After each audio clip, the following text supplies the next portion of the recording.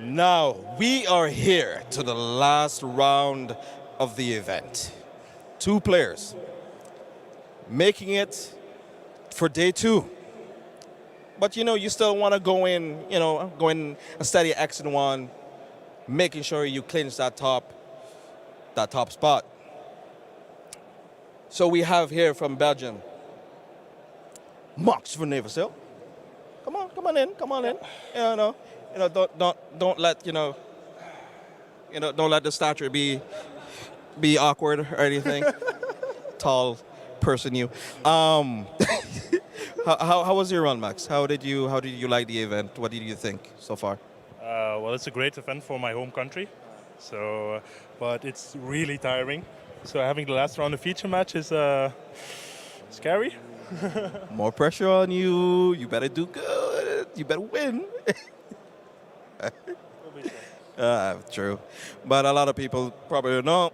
You've had a lot of, YCS tops on your belt. You had a decent amount, Dutch National Championship, Belgian National Championship. Do you think, I've kind of played enough, played around, or you think, well, maybe Worlds seems kind of good. Seems like a ready time to start to work to Worlds. I will never be able to make the Worlds race with my job. So I would love to do it, but the only way I'm getting Worlds is through Euros. Okay. Well, start the new season. Good time to practice. New format, new environment, and new set of rules. So let's take a seat.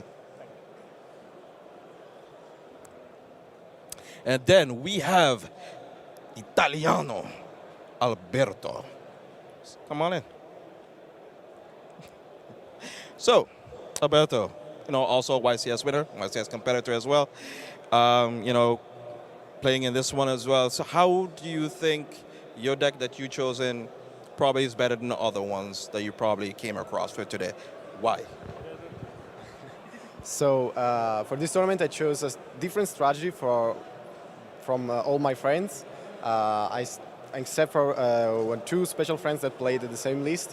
One of them is here at YCS Ghent. The other one is at YCS Niagara. So we're all three playing the same deck. A little bit different because we had different side deck choices, but it's really cool. So let's see. Okay, so talking about Niagara, there's also a YCS being held at Niagara Falls in the US of A, which is kind of cool. So shout out to you US players over there. Hopefully your YCS is going pretty good as well. So Alberto, take a seat. So did you guys already do a die roll already to decide who goes first? So Alberto won, so he goes first. So the players are ready. They'll be getting geared up. Okay. And you're ready. And we headed off to the casters. Thanks, JJ. So yeah, as he said, we're here for the last round of day one of YCS Ghent, round 8. Indeed. And we have local hero, one of the most accomplished Belgian players. Yes, indeed. Max van Neverstil, if I said that right. Probably. You're not from Belgium either, so... I think it's Max van Neverstil, but he never corrected me on anything, so he never I don't corrected know. you. Well, maybe he wouldn't correct me either. Against Italian player Alberto Conti. Yeah, He's also quite well decorated as well. Yes, those names. I mean, Alberto won a YCS. Max van Neverstil won 2 national championships, got top 4 I've at seen YCS. him at the top cuts of many YCSs. Yes, that's crazy. What the deck lists I would describe as somewhat of a staple of last format, this matchup. So we have indeed. Max on the, well, he's on the right here. I don't know, he's on the right over there. He's on the red side. He's on the red side over there, running your Salamangreat deck. New cards in it. Sea Archiver maybe is a card that we've not seen much before. Yeah, it wasn't a staple in the last format, so to speak. And card you pointed out, Solemn Strike. You claim Max has run every time. His signature card. Ever since Solemn Strike came out, he played triple copies of them. He actually played Mech Invoke going second for his nationals in Belgium, and he won it with triple Solemn Strike. That's insane. And on the other side, we've got a very teched out list of pure Orcust. Yes. Alberto rocking that. He has been successful with Orcust list for the entire last season as well. He topped Euros with it. He topped the nationals with it in Italy. So yeah, this guy knows how to play it. He plays Orchestrated Return, a card that That is a card that maybe- I thought was very cool. I mean, he's only running one copy of it, so I think he's just there as a search target. But a nice way of being able to run extra copies of your Orcust monsters, and like resolving that is one of the biggest high rolls you can have in a deck, because you just, it's a bit like de-draw malicious, you know, you just discard, draw 2, and then you get a free card in your graveyard that you really want in your grave. So crazy. And he's only running one copy of Orcust Crescendo. I think that's fairly normal. Yeah. He's dropped the Babel as well, opting for the return instead. And both players are playing Nibiru the Primal Being in the main deck. And it looks like the players were ready. So why don't we just hop right into the match? Okay, so I think they said that Alberto was going to get to go first. Yes. And double Nibiru and Ash Blossom is probably not ideal. Yeah, but I When mean, you he has confess. Mathematician and instant. Yeah, Oh, it's actually, enough. it's really not that strong because he can't go for a full Orcust combo plus Winder. Yeah, it's the not what ends. you remember. Yeah, you need It used to the- be 2 monsters was full, but now you're right. I mean, he can still presumably end with the Winder right now if he wanted to, and he Yes. may be aware of what he's playing. And I'm pretty sure Winder's pretty good against Salamangreat. Winder is a beast to tame for Salamangreat, but Max has the Solemn Strike, he has Double Buffalo. Double Buffalo, not necessarily what you want to have, but if you're going to a really long grind game when your opponent does not start explosively, but with a Winder, setup, then normal summoning Buffalo and Bailings, going into Bailings to drop a Buffalo or the Falco to draw 2 cards might not be the worst shot. Yeah, we're seeing this is not a card that's running every Orcust deck, the World Legacy Whirl Wand. I mean, maybe because he's running the pure Orcust version, he wants more Orcust cards. I think this card is run in every pure Orcust version rather. Yeah. But the We've been Lunar seeing Lights. more of the Lunar Lights or just Orcust meshed with something else. Oh, he immediately set the Orchestrated Return with Galatea. That's pretty cool. Yeah, special summoned the Harp Horror. And I think that you can see that he's going to go for Winder and then attach something with the Dingir so that he is going to summon over Winder to protect the Winder. I'm going to guess that Alberto has done his homework, because there was a lot of discussion surrounding Instant Fusion and how it worked, as to whether it destroyed during each end phase or whether it only destroyed during the first end phase that it was summoned. And I don't know how it's being panned out this event. I mean, oftentimes it doesn't really matter because you just... Yeah, you just let it die anyways, so you can play again in your turn. But we'll find out. A cool interaction with Winder as well is that it stops your opponent from using Nibiru, which we do see in Max's hand. Because Nibiru tries to do one summon of itself and then a summon of a token, and that's 2 summons. And Winder doesn't allow you to use a card that would summon twice. So the Desires is going to be answered by Ash Blossom and Joyous Spring. And now, do we see the Gazelle being banished? I have seen Rage, of which he is just running 1 copy. No, he's running 2 copies of it. So do we see any good answers for... Yeah, he is running multiple impermanents. 3 impermanents. And he's got some draws off his Buffalo. Yeah. And I think that Nibiru might be crazy in the next turn. I don't think that Winder is going to make it to Alberto's turn. And there is no crescendo set up for Alberto, so he would not immediately have a way to answer the Nibiru. What's going to happen to the Winder? It's going to die because of Instant Fusion. Is it? Well, that was something I'm not sure. I'm pretty sure, because it just the card says it destroys at the end phase. So well, this was what I was saying. assuming, It was a little controversial for a while, and it changed hands at some point, depending on like how it was ruled at various YCS, and I don't know what the standing is for this one. So let's just so see. We'll see. And I mean, so I think might he's be considering to protect it. Yeah. So I think they both agree that it should just be destroyed again. So he draws a card. And now the tables might have turned for a bit, because there is Nibiru waiting in Max's hand, and he has the Solemn Strike set, which is a crazy strong card. Why do you think he didn't save the Winder? Because then he couldn't play a lot. I mean, you could go into could just link Nightmare away the Phoenix Winder, right? immediately. That's a good point. Because you get to detach you don't particularly want the material under Dingirsu, do you? You'd rather... Yeah, and you want to get rid of the Dingirsu anyway, because It's in your is extra monster locking zone, your extra yeah. monster zone, yeah. So I'm interested there why you wouldn't just keep the window around for a free Monster. monster to link with. I mean, you have to link with it immediately, but that doesn't seem like too much of a problem. There wouldn't be harm in that. So Harp Horror is activated. So let's just count for a bit. 1. Let's just do primary school counting to 5. We can stop at 5. But I think he'll get to 5. Yeah, he might just. I mean, I feel like once you've invested into that window, then your aim is to OTK on the next turn. And the funny thing is both players are probably not going to play around Nibiru the Primal Being because it's not that popular in the main deck, but both of them run it. Both of them have 2 copies of Nibiru. Yeah. So we could see 4 turns of no, I'm going to Nibiru you, and then you think, oh well, you're in trouble next turn because I'm going to do it to you, and then it goes back.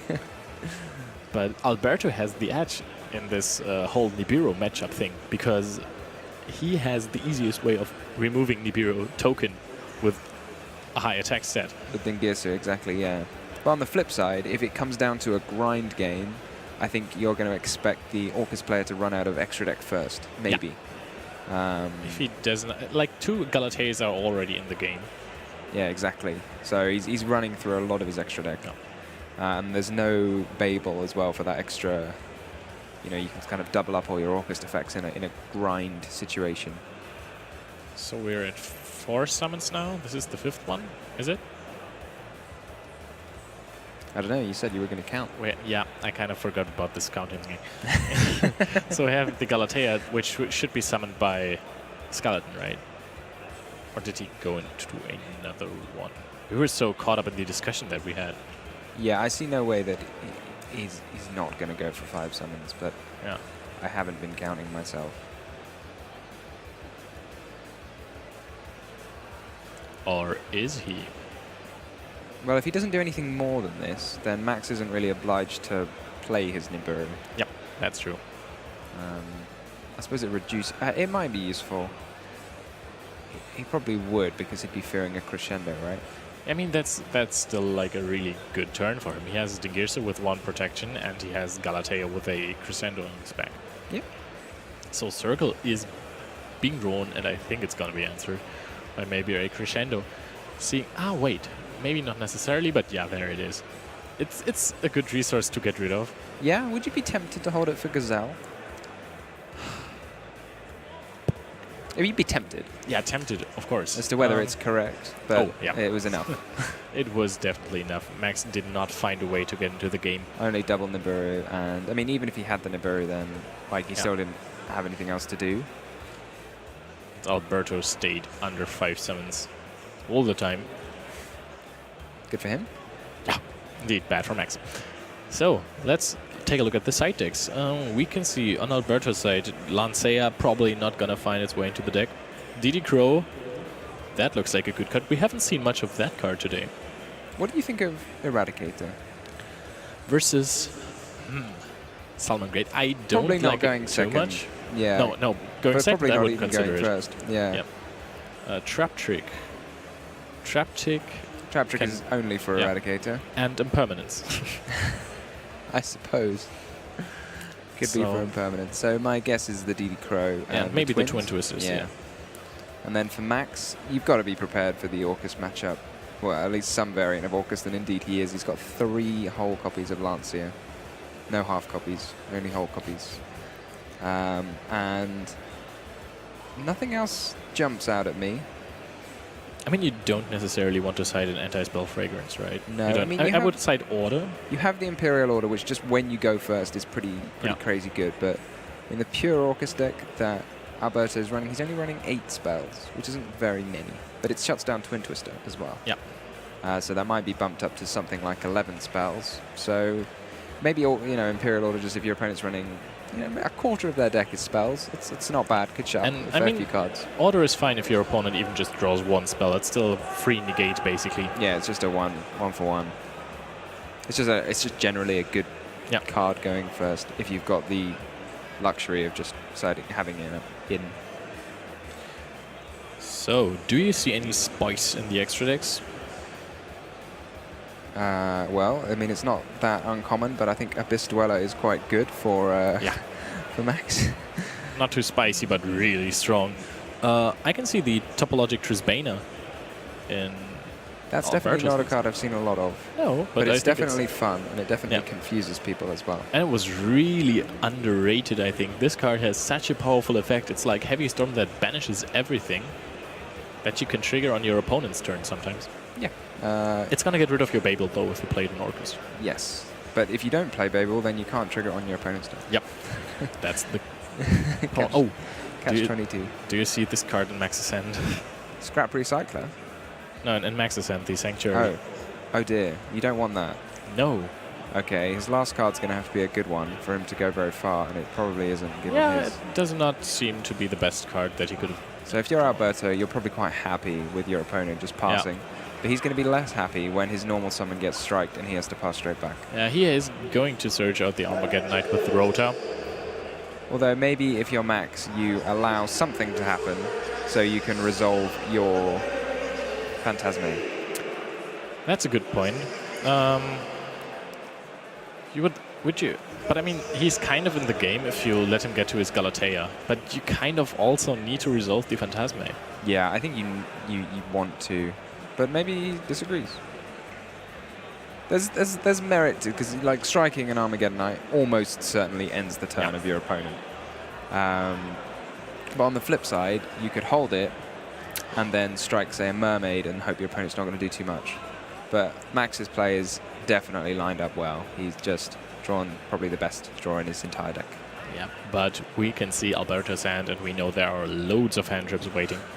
So Gazelle will be answered by a Veiler most certainly. Might also not. I mean, he can wait for something and then go Nibiru. Like, Nibiru has such a... he played directly into the Phantasme, but he answers it with an Ash Blossom. He is trying to search for Veilings, but then he will remember that he has a Sanctuary in hand. That, of course, that happened when we casted the first game as well, right? The reinforcement of the army. Yeah.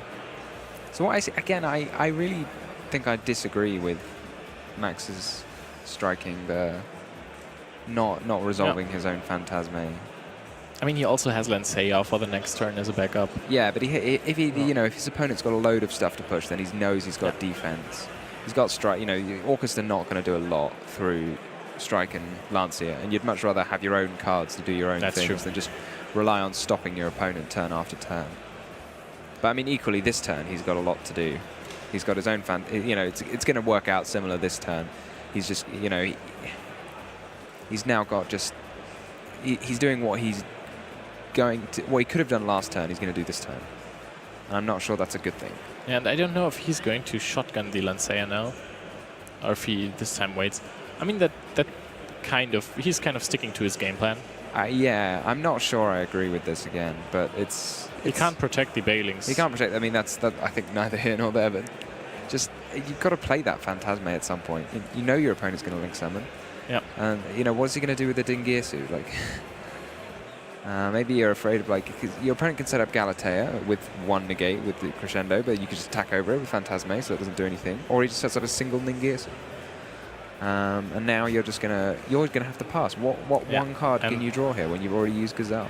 The Harp Horror is It's still in the grave. Yeah. I really think Max could have played this a lot more proactively in a sense. I mean, it's odd because proactively is in not using your cards and letting your opponent do more things, but proactively in the sense that he should be trying to draw his cards. Like, you aren't gonna you need to do things to win. Like, if your plan is just to stall your opponent turn when you've got nothing to do, what's going to happen? Is your opponent, especially when it's a card like Lancia, which just passes your opponent's turn, it doesn't get rid of any of their resources. So, I mean, now he's going to play the Phantasme, and now if he draws some defense, he has to shuffle away any sort of gas he might draw. So he needs to shuffle away the Phantasme, I he's think. got to shuffle away that Phantasme. Yeah. That's because he can't use it. What is his set? I was talking too much and wasn't watching. Imperial Order. Oh dear, we were talking about, might as well. Yeah. If it's your only card though, it's a bit sad. So it's going to get blown out by the Dingirsu. But I mean, he's just going to go for Galatea effect, and then he's going to go for Dingirsu, not necessarily even send away a card. I mean, that's still a good option. But you could also attach with your Dingirsu and then run over the Phantasme, just so you keep your resource game strong. Yes. Even though he still has Scrap Recycler in his So I think that hand. means if you get the return if you're not planning to leave up a Galatea, right? I think he's just going to go for the Dingirsu. And yeah, you could still go for the return. But he can't really activate the return. He's got no Orcust monsters. Yeah, that he also can... can't really activate the Crescendo if he goes for Dingirsu. Yeah. So I guess it's 50. I don't know, not quite. I 50-50, mean, but you can activate the return as soon as you set it with Galatea. So there is an edge in setting the Crescendo. If you he's can't still got use his it. normal summon Yeah. as well. Okay, lest so we forget. now it completely makes sense. Yeah, because the thing is here now, like now his Phantasme, it's just not done anything. Yeah. Wondering if he can't go into Boral Sword, right? That would be too much. He can possibly, but He I can don't take think it he slow. will I mean, win. he will have a Crescendo up. He'll have a yeah. I mean, Crescendo negates one card. Max will have one card. Seems like a pretty simple, simple equation to me. Unless there's some magic trick that Max has available to him. But I suppose you don't concede if you're 1-0 down. Doesn't really serve many purposes. Nope. So he's going to summon a Galatea, leave the Harp Horror up on the field. Very threatening, and he has so many cards in his hand. He does not care at all. Yeah, okay, so Max admits defeat. Pretty swift, an unhappy game if you're Max. Yes, he wasn't really able to play any kind of card, basically the entire both games. Like, he got floodgated by Winder in game 1. Yeah, and then game 2 just kind of bricked. I mean, this is possibly why we're not seeing as much Salamangreat, because it had that massive consistency before. You had 3 Circle, you had 3 Gazelle, and now then you've they got cut 4 1 cards. Circle and 1 Gazelle. And those are the cards you really need to see. I mean, obviously, I think you can feel pretty bad for Max, because he's running a host of Salamangreat cards. He's running 3 Signet Mining. He's running 2 Pot of Desires as well. So everything to draw into his engine. But he was only stuck with defensive cards, pretty much. And a Buffalo that couldn't activate. Oh, wait, no, he drew Lancea, not Buffalo. I confused that. The entire game 2, I was really confused. But yeah, and Alberto, I mean, we saw his deck in action. It ran fairly smoothly. It did a really good job of pushing through all of Max's interruptions one at a time. So, I mean, it didn't do anything too flashy, but it did do a good job of pushing through what it needed to push through. And I gotta be honest, even though probably Lunalight Orcust is my favorite choice for this tournament. You like Orcust too? Yeah, but this pure Orcust, that's like my favorite deck at the moment. This deck is so grindy. It can control everything. We did see it, yeah. It is so amazing. It's a bit like I love to play how it. Salamangreat was last format. Yes, but or indeed this much format. cooler, because Simple Skeleton actually wears a cap and is a drummer. That is pretty cool. That's a good so fun. cool. I was thinking maybe it's our last round of the day. We might have a look at the why not? deck and country breakdowns and see how they've changed from the first round. Yeah, sure. So okay, so we'll try and have a look for you now, if we can. okay, so we can't have that, but we can tell you the numbers, right? So in the first round, I mean, the only thing I saw that was really interesting about the country breakdown, we had Germany on top, as ever, at the beginning of the day, followed by France, who are seeing more and more play. Yu-Gi-Oh seems to be growing very well in France, maybe due to the new point system. Everyone turning up. We had 2 players qualifying from France last year, went to the top 8 of the point system. And then in round 7, we had France overtaking Germany by round 7. Yes. Which that is hasn't happened that often. pretty crazy, if you ask me. They By picked 2 them people, by though. only 2 players. So Yeah, 2 players. yeah, maybe if you and Sebastian had entered, you could have held them up, but instead... We would probably France be have out by now as well. And then having a little look at the deck breakdown again. Round 1, we have Sky Striker at the top, followed by Orcust, Thunder Dragon, Salamangreat, Loonlight Orcust, True Draco, Pendulum, and then a massive, massive, massive other, which is always the way it goes in Yeah. round 1. And then jumping to round 8. That's so crazy. That's so crazy. The decks have actually pretty much maintained their exact order Yeah.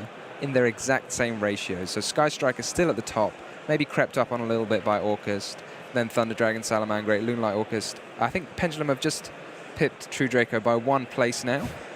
And they were tied in round 1, both had 87 each, and now there's 41 to 40. What a conversion rate. And Other has halved, but that's about fair. But it's still I would so say many this others. is probably the best performing Other I have seen at a tournament. So it's a testament to the variety of the field. Yeah, right? indeed. The metagame right now is so crazy. You can basically play every deck, and if you're good at playing the deck, you have a very good chance of succeeding. But the interview should be set up for our winner. And I think without any further ado, we are going to give it over to JJ. Wow, that was a very, I wouldn't want to call it a lopsided match or anything, not to say the least. Max tried to play his heart out. It wasn't in the cards. It can happen. The better deck won the duel, more or less. So do you think this event, the choice that you made, playing after this match, is sort of mentally solidified for you that this was the best choice, or no? So I have to say this was probably one of the best matchup I have in the tournament, because Salamangreat loses to all the hand drops I play, and last minute yesterday I decided to put in also Diddy Crows in my side deck. That mainly they were for Luna Lights, because I'm playing many hand drops and the only thing that scares me is Azathoth. And I realized that playing Diddy Crow was preventing Luna Lights players from summoning Azathoth. So since Diddy Crow is there, I would just side in also against Salamangreat, which is really strong against. I mean, of course, it's not only good against Orcust, it's good against Sky Strikers, keep them off of their third spell, off of Engage. Sometimes it could be very niche situations where you can disrupt a Shizuku from searching anything, stuff like that, which is kind of neat. But that's really cool, because you don't see a lot of people innovating different aspects of their side deck, which is kind of cool. People are going for the standard Dimensional Shift in the Nibiru, Dark Ruler No More, and it's cool to see somebody bring back something retro like Diddy Crow. So hopefully, somebody might be siding Drawn Logbird, who's going for the top spot tomorrow. So who knows? That's kind of cool. So then, so what was your take of the YCS so far? Like, how did you think of the whole event? So the event for me started really bad, to be honest, because I lost the first one. I was super excited to start playing a new season. I really like the deck I'm playing, so I was like, come on, let's go, let's do it. And I started with a loss. I lost against Pendulums because of my own mistake, so it's okay. But then I was like, oh no, come on, I can't lose right now. I mean, I tested so much for this tournament, and then I started winning, and I won the whole rest of the day. So I'm pretty happy right now. But if you would ask me this same question like this morning at like 12, I will say, oh no, I don't. I'm super sad. But yeah, I'm satisfied till now. Well, that's good to hear. So then, having to recap the whole entire day so far, 8 rounds of Yu-Gi-Oh being played, hard fought. Alberto coming back from a 0-1 deficit, come back to sweep it back to victory, solidifying himself for day 2. But we will be returning tomorrow at 9 in the morning for more good Yu-Gi-Oh content. It's been awesome with your host, JJ. Don't forget, stop in tomorrow, 9 a.m. for more Yu-Gi-Oh content. Till next time.